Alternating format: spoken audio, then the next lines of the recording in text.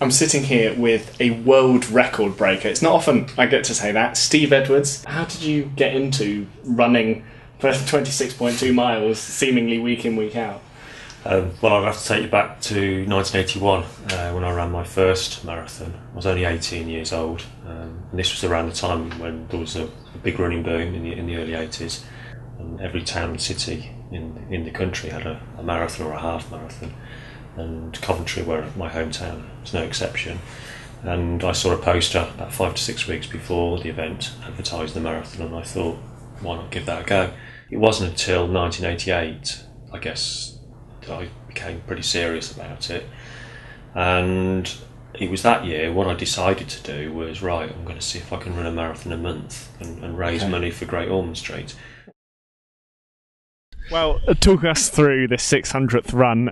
Langdale is, it says it's the world's toughest road marathon. No one's claimed that it isn't, and that initial hill is brutal. You're lured into a false sense of security. You run a mile down the road and then you turn sort of left and you see this sign that says 25%, and it's a 1 in 4 to 1 in 3 climb for about half a mile, and that's after 1 mile.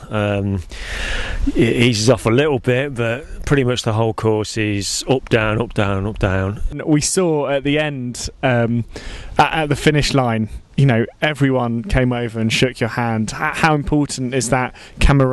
That does it fuel you even further? It's very humbling, actually, to have people who come up to you and sort of respect, what you've done. Achieving what I've achieved is just beyond my wildest dreams. I wasn't naturally talented at running or anything like that. It just shows that anything is achievable by anybody if you're prepared to put the work in and sort of stick to your task and set your goals and have ambitions. That these things are possible.